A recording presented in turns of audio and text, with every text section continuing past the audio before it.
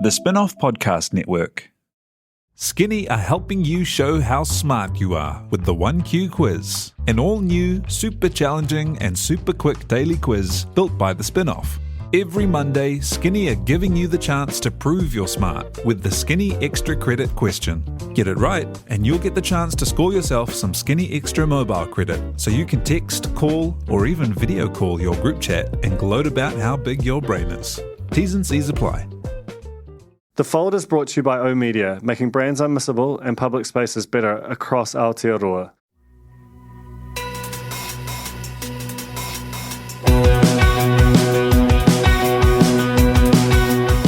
No mai hoki mai ki a The Fold, e mihi nei, ko Duncan Greive tōku ingoa. My guest this week is Daniel McLaughlin, who has been writing for the Spin-Off since our very early days. I think maybe even his first piece would have been in 2014. I had been reading him for some years prior to that. He ran this blog called The Dim Post, where he would write about politics both in a kind of sort of short take analytical sense, but also in a satirical way. And it was back in the day when you would just go and look at a collection of blogs and just update them to see if there was something new that day, which I think a number of people are intensely nostalgic toward that era of the internet now. But from there, I'd become quite obsessed with his brain, and so it was a real delight when he agreed to start writing for the Spin-Off, and he's continued to do that over the years since. Often writes sort of long reviews or even essays, as well as the occasional pieces of sort of fast take political analysis. And he's connected to politics, has friends there, has been involved with the Green Party. But what I like most about his writing is he has just an incredibly open mind.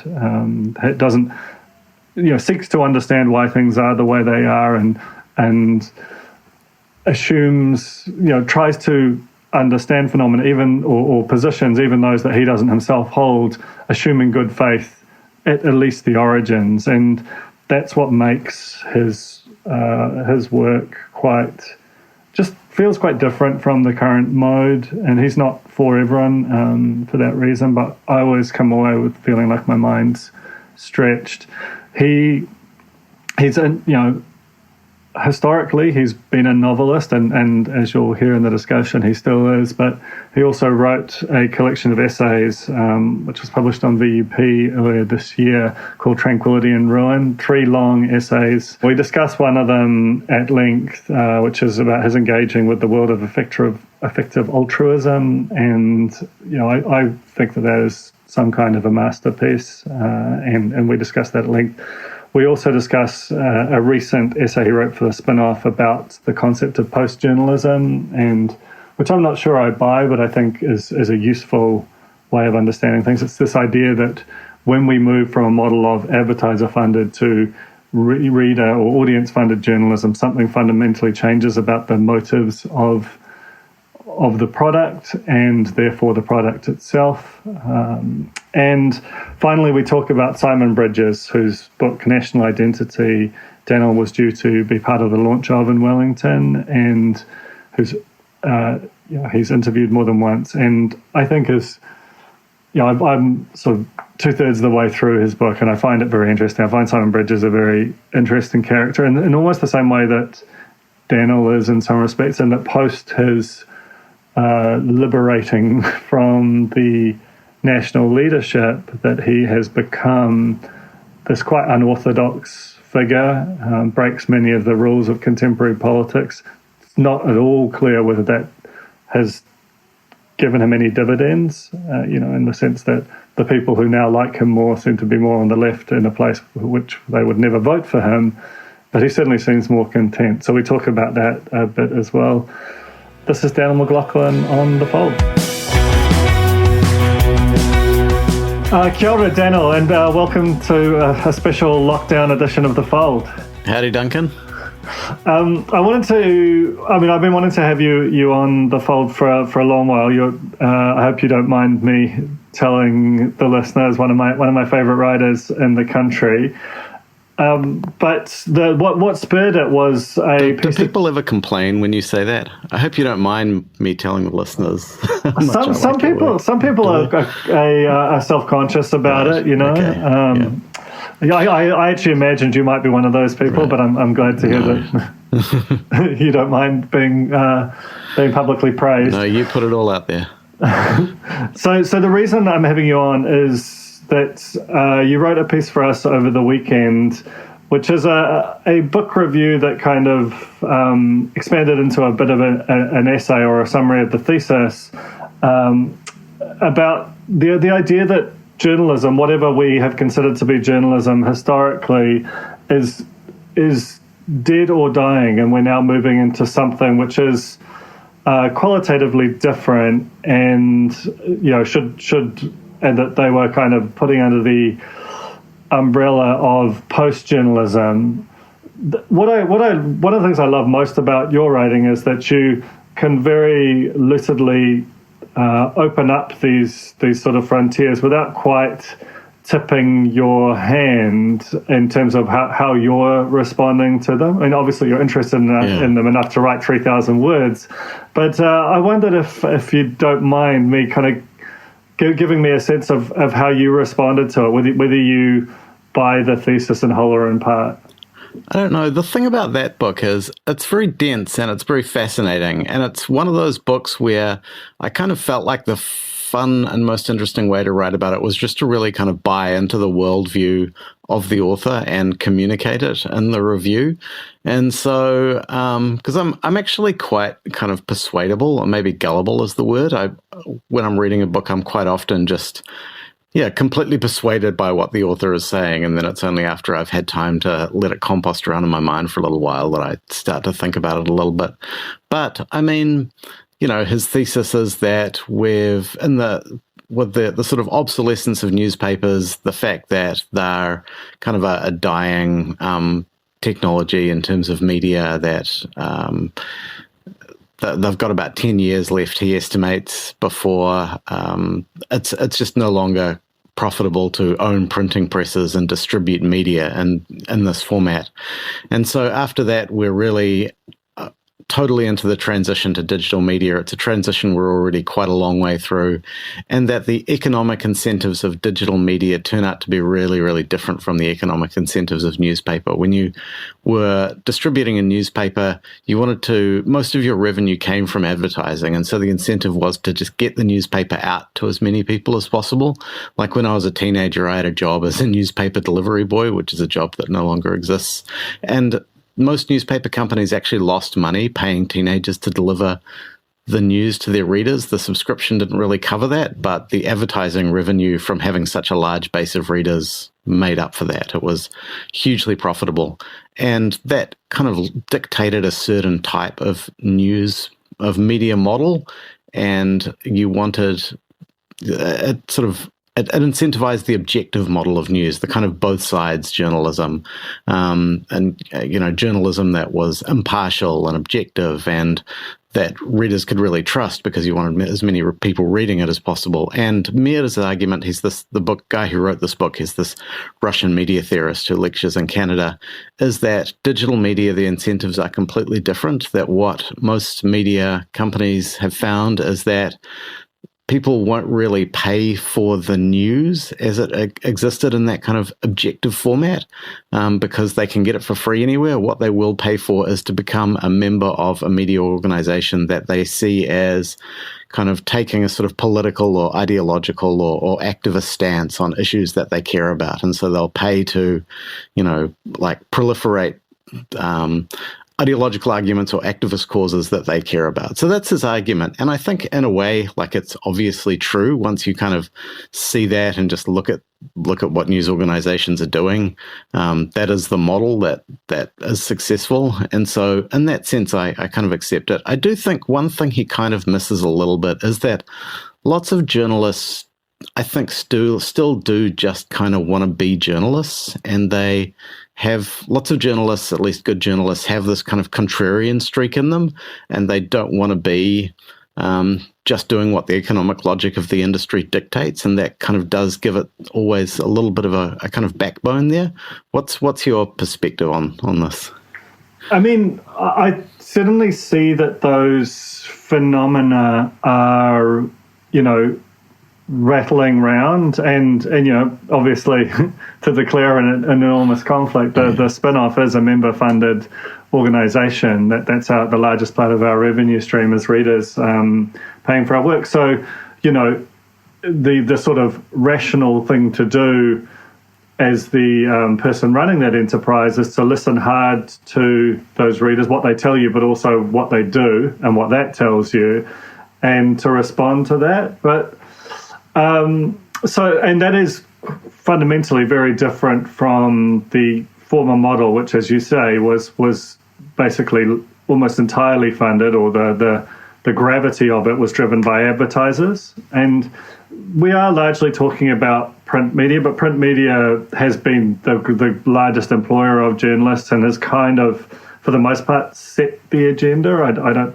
think that's there might be some other forms of journalists who would bristle at that, but just by virtue of having more journalists than any other part, I think that has broadly been true. I guess the parts that there's two things that I struggle with in terms of, one is, as you touched on, I think there is an attachment to, or there is a contrarianism and the journalist community is quite hard to move en masse in any particular direction. In fact, when it starts to be conscious of any kind of pressure on it, it tends to go elsewhere. And I think that any sense that there is as someone running an editorial organization, you can do that through your hiring, you can do that through sub-editors and so on, and that's, but actually telling people what to write, especially in an era where opinion is more sort of common than maybe has been in prior areas, and you touched on that in the piece, it's pretty difficult to do. I guess that the main critique I have of it is, a couple of years ago I read David Halberstam's The Powers That Be, which is, have you read that? No, I've only read Best and the Brightest by him, which is a great book. Yeah, he's got quite a few great books. He wrote a brilliant. He's written really great books on basketball, which is how I first got into him. About the 70s Trailblazers and Michael Jordan and so on. But this book is about it sort of covers the history of 20th century media up to, I think, the 70s, and does that through these sort of long, very close studies of the LA Times, the New York Times, the Washington Post, and Time magazine, and CBS, I think.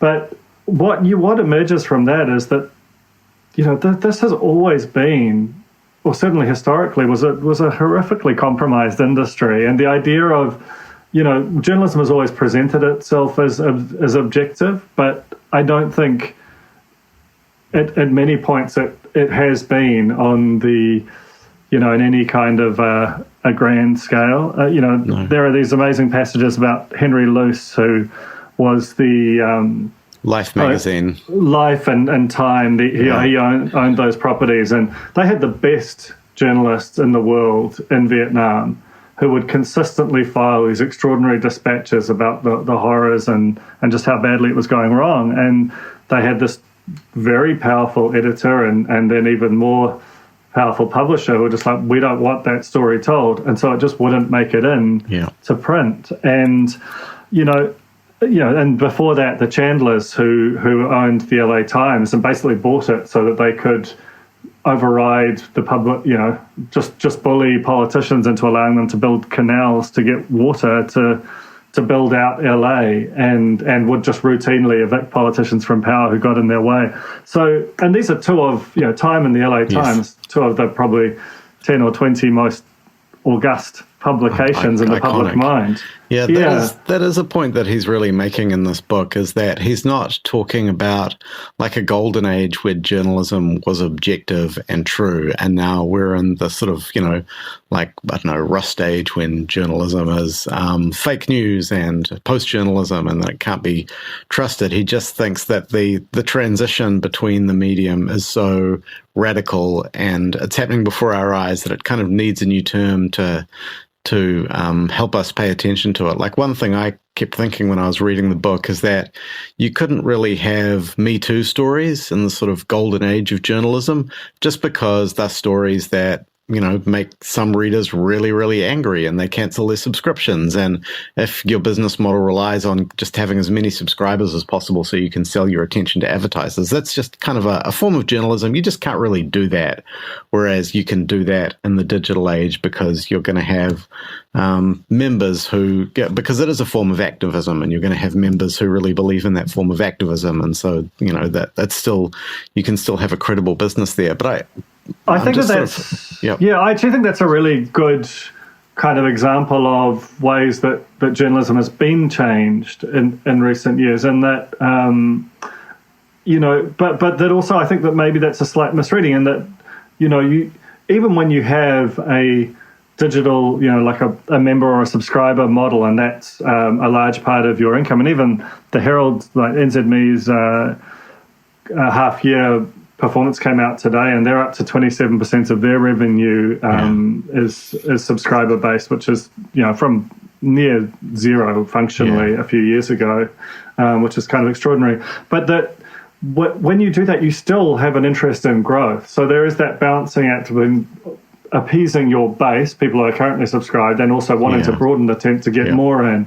And the New York Times is as Ben Smith has written, is trying to become the Netflix of journalism in some respects, and there you can feel the tension there in between, like the your sort of low hanging fruit subscribers are all there, and you've got to keep them happy, but also you can't just serve them, otherwise you're sort of unpaused and effectively vulnerable in terms of growth. And I guess the other kind of interesting, just sort of continuing that Me Too thought, is that if you see the sort of stories, the sort of places that Me Too stories get written about, they tend to be media companies, universities, political parties, law firms. It's quite a specific type of place that is the intense focus of a lot of kind of membership-driven coverage, that kind of, like, I don't know, urban liberal elite or whatever you want to call it. And so it's still not like, you can't really say it's like objective journalism that's happening now that couldn't happen before, because you're still constrained by the things that your subscriber base is interested in. Yeah, I mean, it could be that it's your subscriber base being interested, and it's also the kind of stories that get brought to you. I think there is a large chunk of the population that is only a grazing consumer of news, and certainly wouldn't consume in-depth investigations in any form. And while they are surrounded by, probably, as bad, if not worse, examples of Me Too type phenomena, they don't naturally bring it to the attention of the journalistic community. And as the journalistic community has increasingly become a professional class, as opposed to, the sort of straight from school, go into an apprenticeship. It was almost more of a trade. Historically, I think it probably has got some distance from connections to those kind of communities at times. That's something I was thinking about when I was reading this book. My wife used to work for the New Zealand Press Association, which was the New Zealand wire service that got shut down, I think, about 10 years ago. And lots of the journalists in there, like it was kind of predominantly white. The older journalists were almost all men. But there was a much larger class diversity, which I think you just don't really have at all in contemporary newsrooms, which was lots of the journalists started out as sports journalists or racing journalists on a provincial newspaper, and they didn't have degrees. And so you kind of had a diversity of life experience there. Sort of, what do they call, like perspective diversity or something, which I think you kind of lose once you get the professionalization of the industry. Yeah, I think that's probably true on some level, but I do think that the fact that contemporary journalism is animated by a concern to represent a greater, diversity, particularly sort of an ethnic diversity of what has previously been a largely Pākehā world, particularly in the mainstream media, means that it kind of has naturally broadened the church in some respects, even as, it might, the sort of style and paths into it might have changed. So, I mean, that's why I guess the thing I've struggled with is that it implicitly says that there was a particular era of journalism that is ending and moving into the next. And I'm not certain that journalism hasn't always been in motion, and that as we move into this new era, that the change to the economic model is not so radical a thing as to deserve a new name. But undeniably, I think it has a lot of it has wrought a lot of change to how it is made and who it is for, and not always for the better. I guess also he's predominantly talking about the US and the UK media, and we haven't kind of had the subtitle of the book is How Trump Saved the Media or something, because his hypothesis is that Trump turned out to be just the ideal subject for post-journalism, and that he was the kind of existential enemy to the class of people within society who were just most likely to become subscribers to, existing media stations and existing media channels. And so we haven't really had a sort of, an event, or Brexit in the UK, we haven't had an event like that in New Zealand. And so it'll be interesting to see if we do see something like that, if there's a change of government in New Zealand and we get, a national government or a national act government, that kind of creates the real opportunity for that post-journalism model that we're talking about, and that you can kind of say, oh, well, our country is just under threat, and funding the media is the only way you can kind of defend yourself against that threat. So, yeah, if we see, I guess we'll be able to demonstrate whether or not his hypothesis is correct if we have something like that, which creates that business opportunity. I think that's why New Zealand is such an intriguing outlier in a global media sense, particularly in the sort of Anglosphere or the English-speaking world, in that we don't really, and this is going to kind of irk some listeners potentially, but we don't really have a right-wing media here. We have obviously ZB and Mike Hosking, who's like a one-man army in many respects, but we have a very moderate media sort of sector by global standards. And I think one of the big things, I mean, you look at the UK, Australia, and the US, that three of the countries to which we have the strongest ties and kind of consume the most media from, all of them have big Murdoch presences. And the Murdoch media is actually one area of them all which has probably the most top-down editorial control, which is why it's so shocking when something like the Arizona being called for Biden, first by Fox, when there are kind of jarring breaks from that. But Murdoch hasn't been here for 15 years, and both in terms of the proprietors, the editors, people complain about the Herald, and I think there are things you can complain about with all of our organisations, spin-off included, but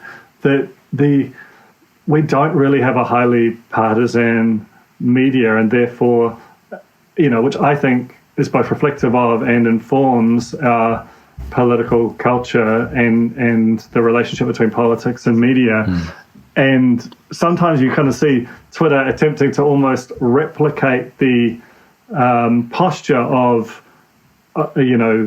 overseas sort of left-right tribal dynamics without really the material. Is that something that you sort of, notice yourself? I think so. There's that replicating, especially US politics in New Zealand, is something that I kind of think is an underrated problem in New Zealand politics, and the same goes for the UK, less so Australia, in that the UK and America are politically very unhappy, dysfunctional countries. And it seems like quite misguided to kind of look at them, but because they're so culturally dominant, I guess it's kind of a natural thing to do and say, well, let's just kind of like live out all of the things that are happening in these, like states that almost seem to be disintegrating. Let's just do all that in New Zealand, even though there's no real kind of native local argument for any of these things going on. So when people are like reproducing the kind of anti-lockdown protests and anti-mask protests, using all the, rhetoric of the US right, or when people on the left are protesting like the appointment of conservatives to the Supreme Court in the US, it seems, I'm just trying to struggle the word to it. Something strange about kind of recreating their politics here for no other reason than we're kind of seeing it happening on social media, and we're just sort of acting it out almost compulsively. Is that the kind of thing you're talking about?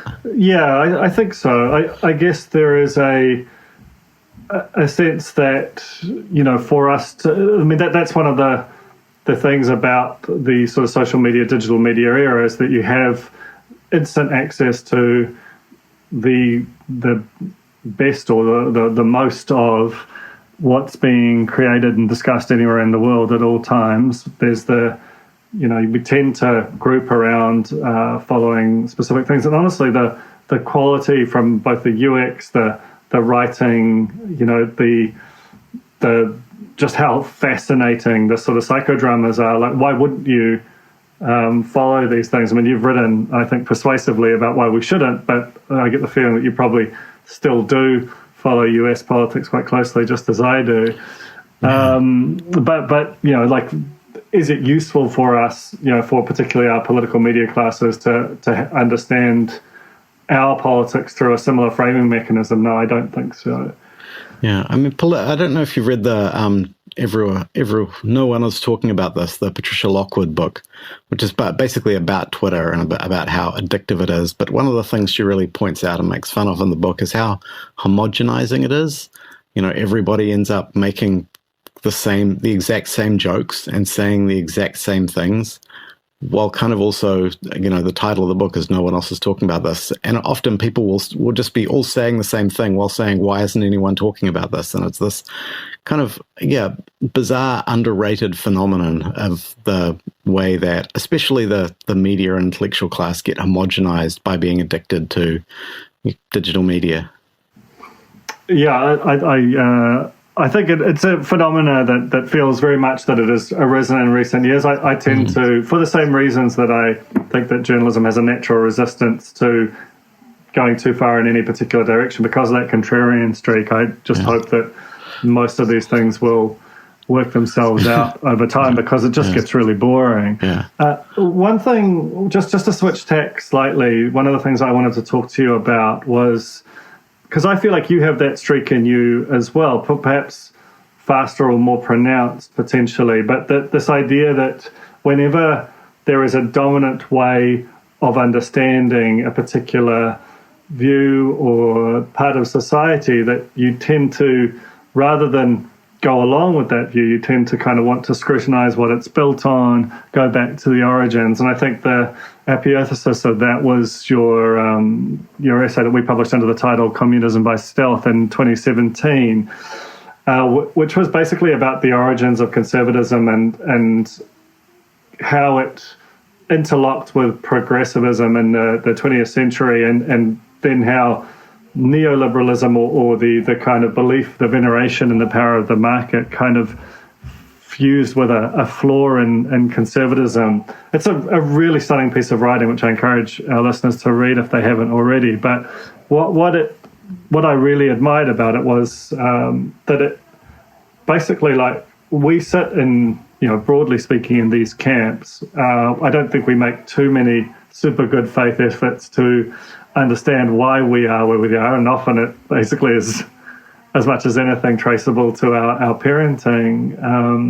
But you kind of wanted to look into that, and the more you looked, the more you saw there was useful things in both origin stories and kind of deep abiding flaws. Where did that essay come from? And just tell me about the thesis of it a bit more. So, it just came from kind of reading a few books and thinking about the contents, really. I think there are about 5 books that I reference in there, and one is Moneyball, which is the Michael Lewis book, which is them figuring out how to do statistical analysis on baseball. Another is a really great science fiction novel called Rent Plenty by Francis Buford, in which he looks at the Soviet Union in the 50s and 60s when Stalin is gone and they're kind of industrializing and communism really seems to be working. It seems to be doing everything that it was supposed to do on the box, and then it just kind of collapses. And so he has this really deep dive into what went wrong with the Soviet economy.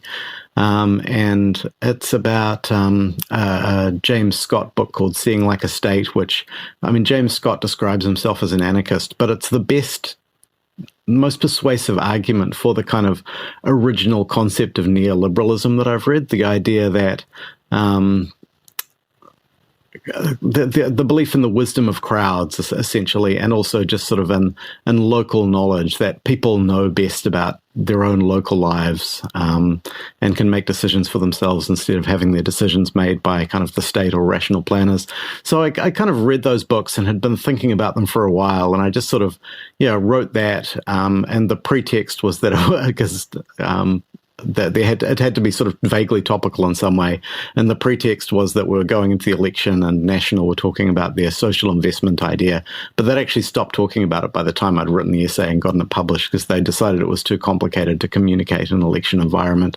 And so, it kind of looks at the way that there are these sort of deep problems with organizing complex economies. And those are one of the things that drives us into dividing into being left-wing or being right-wing or believing in the power of the state or the power of the market is that we're kind of trying to solve these very, very deep problems with how to organize complex societies.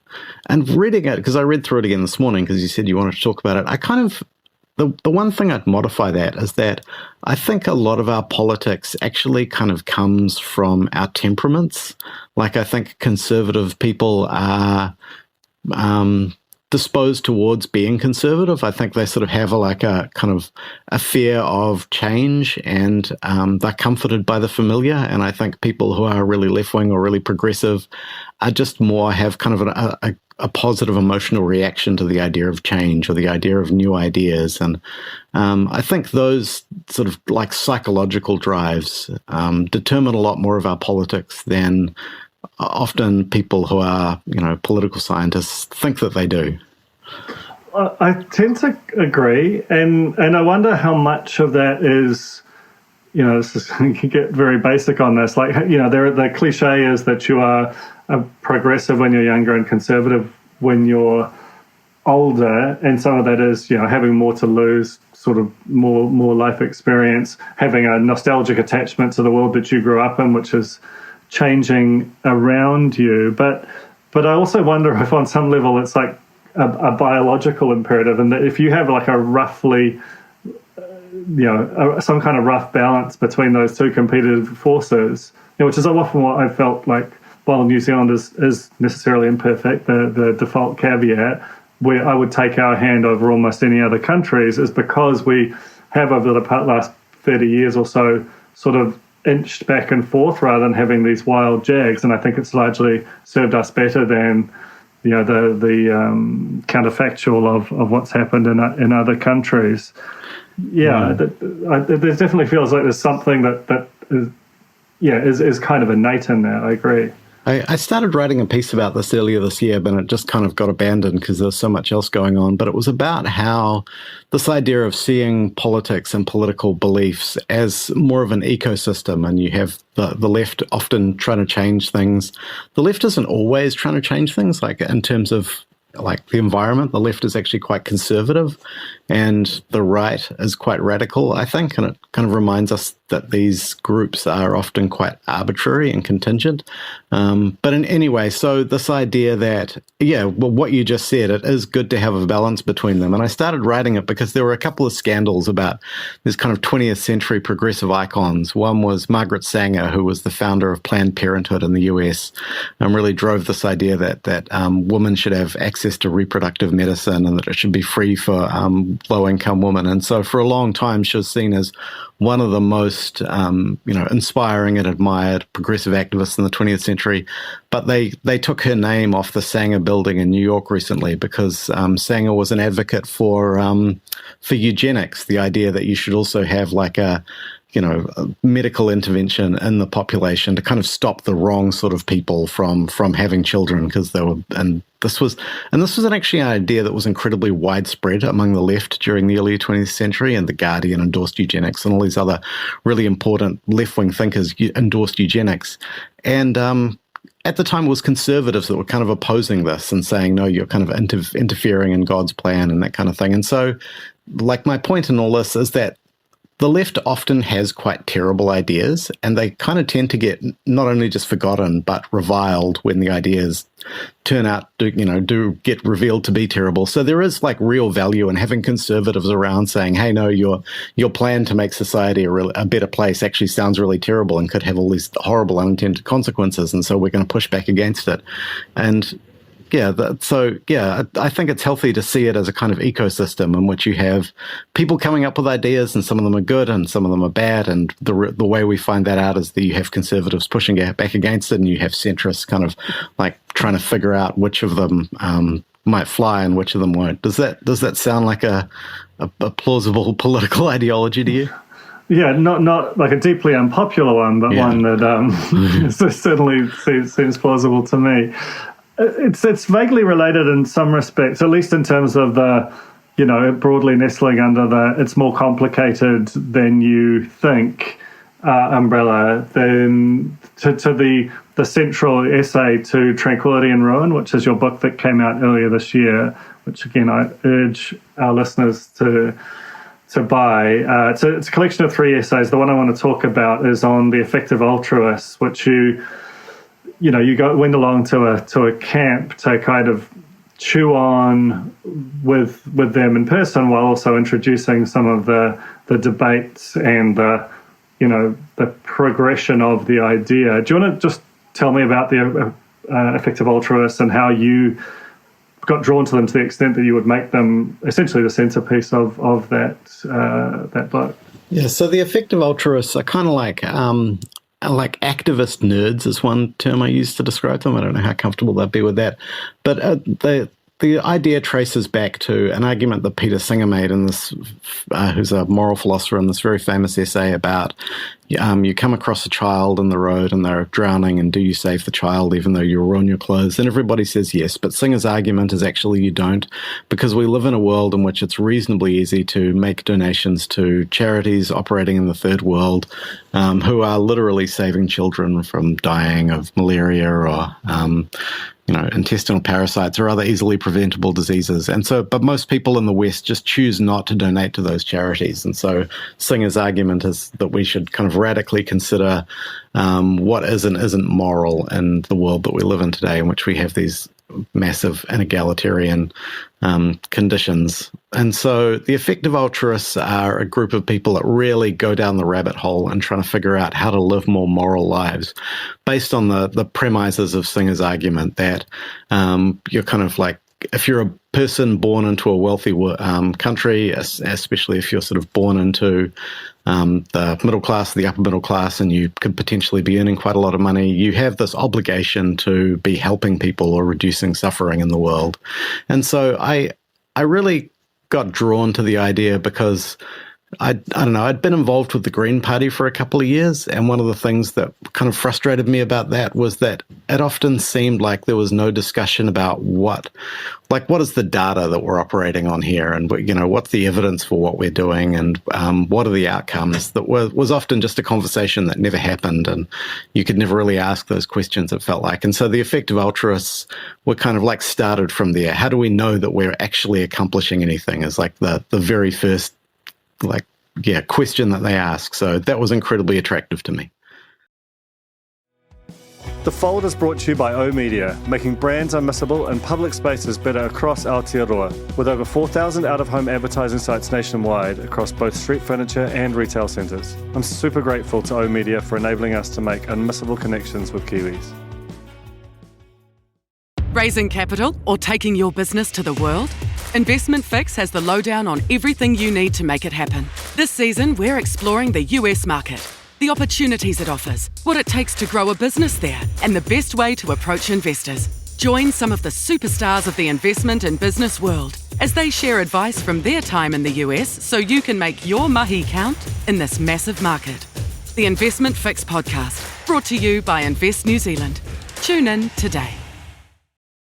Like I said earlier, you have this ability to both, in a very fascinated way, explain the motives or what drives, or a different way of thinking about these various kind of issues and policies and so on, without ever quite tipping your hat. I mean, you know, like, whereas this one, the level of fascination felt like, you were almost becoming it without ever explicitly saying that by the end to me. Yeah, so they do, if you're an effective altruist, you are meant to give at least 10% of your income to effective charities, and I don't give that much, but I do donate to, I do donate to the effective charities. I'm just really persuaded by that part of the argument. Lots of the other stuff, because a big part of their kind of ideology is that you sort of have to follow the logic where it goes, and so even if it sounds a bit strange, and that's tied into this idea that often ideas that sound strange at first can be really transformational because nobody else is kind of doing it, nobody else has thought of it, and so they're quite committed to listening to odd and unusual ideas because that might be what the next really, really big thing is. And so you end up, like, one of their ideas is about wild animal suffering, that there is just a lot of suffering in the natural world. Like, most of the animals that are kind of born into it end up dying by being eaten by another animal. And so the amount of suffering that's going on in that, just in the environment, is vast, and maybe humans should be doing something about that. Sounds like a very, very unlikely, weird idea to me, but the effective altruists, just because of the kind of principles the organization is founded on, sort of have to accept that that is something that they should be thinking about more. So, so I'm attracted by the idea that they are interested in logic and reason and data, but also, a lot of it just is quite weird and quite unlikely. But it's fun to be hearing new and weird, unlikely ideas instead of, the kind of sort of environment where, like in the Patricia Lockwood book, where everyone is just saying the same things over and over again and kind of pretending that it's radical and new and different when it's just intensely conformist and boring. Yeah, I totally agree. One of the arguments that I thought was fascinating and kind of struck me as in that realm of like an idea that's bizarre on the face of it, but actually has a lot. The more you look, the more you sort of buy it. Is this X risk idea, which strikes me as kind of analogous to climate change in some respects, in that when it first was started to be discussed, it was remote, it was not particularly well understood. It sort of seemed fantastical in a way. The idea that human activity could influence the weather, and we're talking about in the 70s, 80s here, and now it's we're living in that climate. X risk is this idea. Correct me if I'm wrong. That the advances in AI and machine learning and so on will raise the real possibility that sometime in the future we could be sort of destroyed by the advanced machines and the machine learning that we're creating, and therefore we should start to think about how we obstruct or counterbalance that now.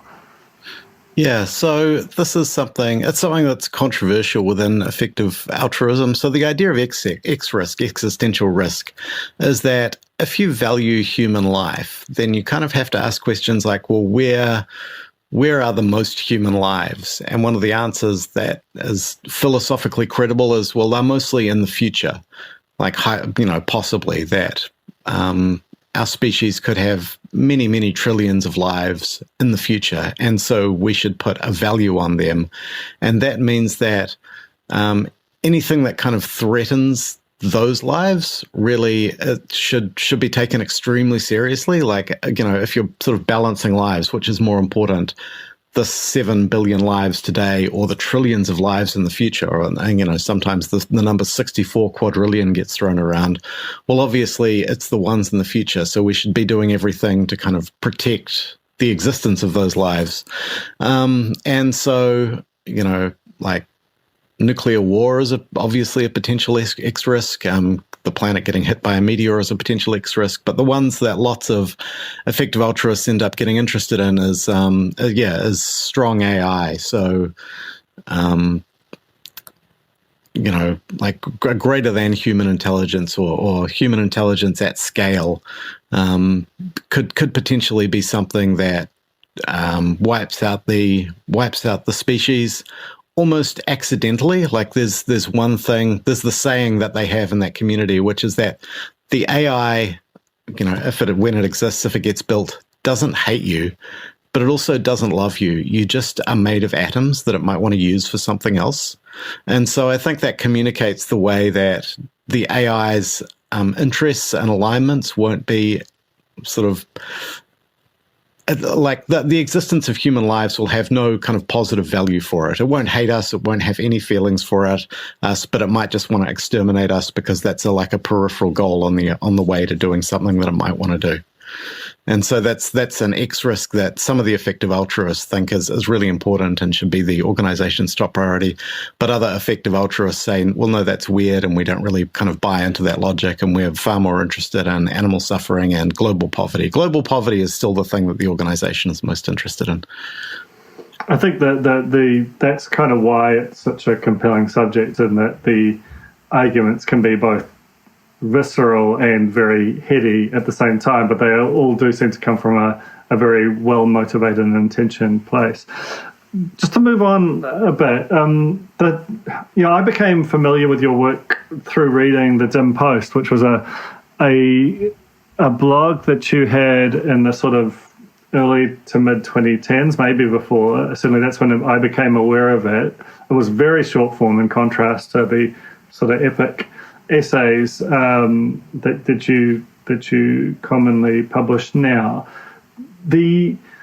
At the time, I think if in terms of your creative output, your written output, you would typically be described as a novelist, as a satirist, and a satirist, and you don't seem to write novels anymore, and only very seldom satire. What happened? I don't know. I kind of write satire every now and then, and it just doesn't seem that funny to me. And so, when I occasionally go back and look at that old stuff, some of it is, it's kind of funny and is just of a quality that I can't really recreate anymore. So I just can't write that stuff anymore. So I write other stuff. The novels, I would still very much like to be writing novels, but it's the most time-consuming form of writing I've found. I just have to redraft, and it takes years and years and years to produce a novel that I'm kind of happy with. So, I've got some really good ideas for novels that I want to write, and it's just a matter of trying to find the time to write them. So, that's the shift, I think. But also, I think a lot of the interesting writing at the moment is non-fiction.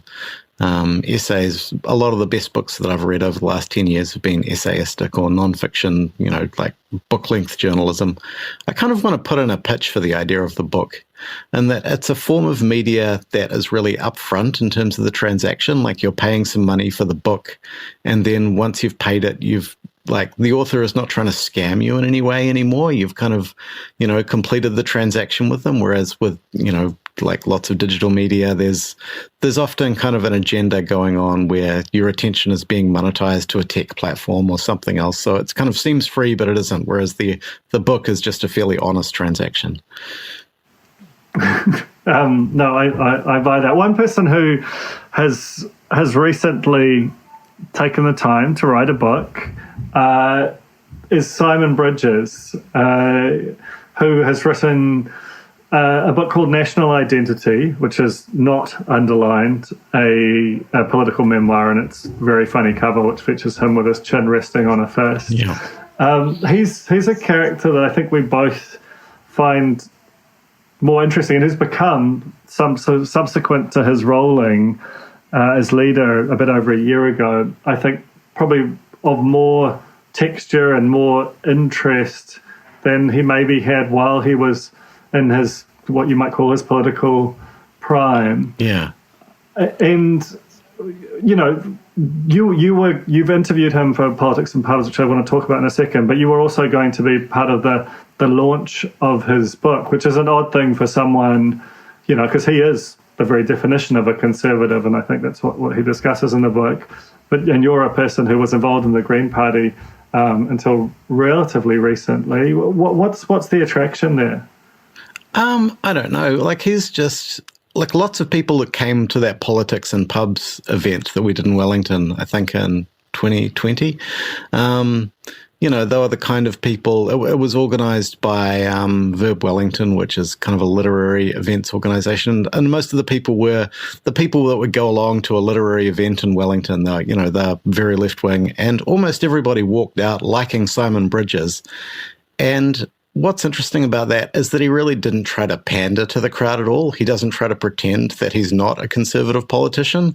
And so it's just kind of a fascinating phenomenon in that, I don't think any of them would be voting for him, and I probably wouldn't vote National if Simon was leaving it.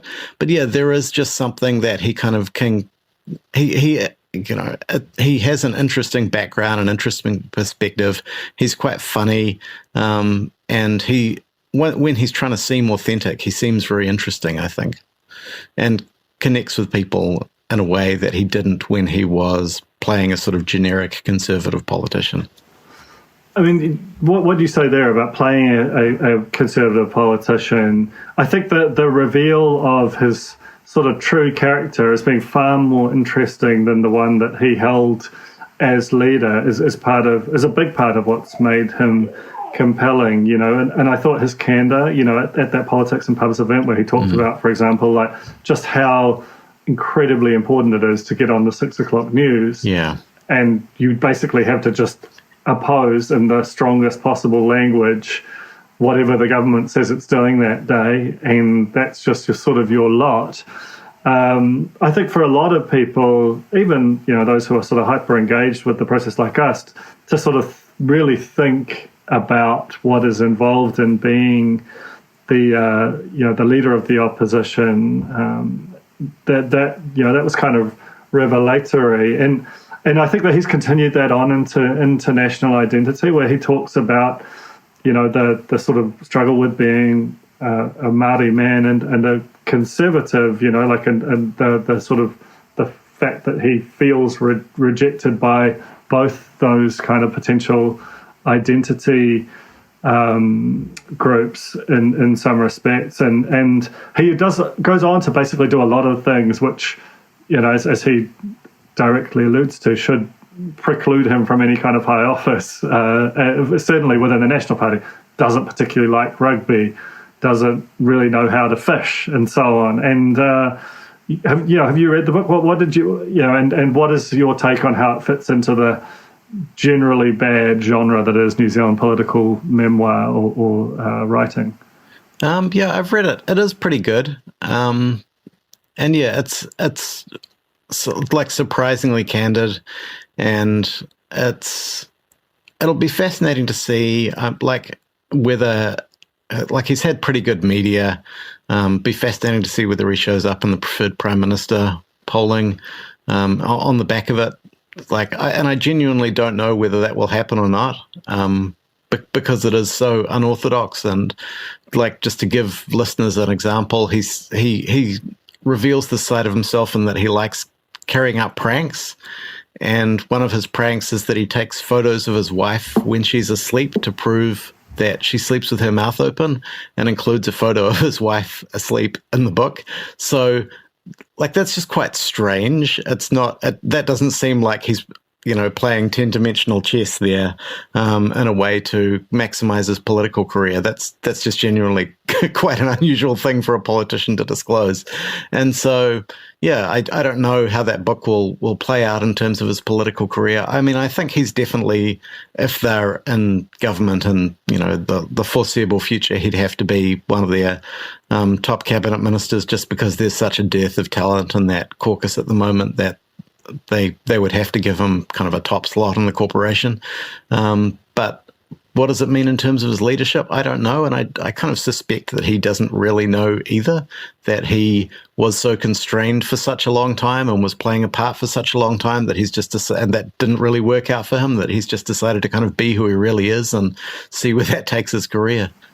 It might be that, more politicians than we give them credit for actually are the sort of very trained and constrained animals that they present as, but the Simon Bridges that comes through the pages of the book, the sort of neurotic, sort of both very driven but also kind of riven with sort of self-doubt or kind of an intense consciousness that his identity or his reality was very different from the archetype that he was supposed to be. It is quite attractive in both a New Zealand and a more narrow political sense. All right, well, I think that's basically all we've got. But thank you so much for coming on the fold, Daniel. Oh, thank you. I love your writing, and strongly encourage our listeners to seek it out and to buy Tranquility and Ruin. It's a pretty extraordinary work. Good lockdown book, I think. Agree. There's a lot of lockdown in it. Okay. Well, thanks, Duncan. Thank you. Okay. Thanks a lot. Bye. Cheers. That was The Fold, brought to you by our partners at O Media, making brands unmissable and public spaces better across Aotearoa. Huge thanks to O Media for sponsoring this episode of The Fold and enabling us to make unmissable connections with Kiwis.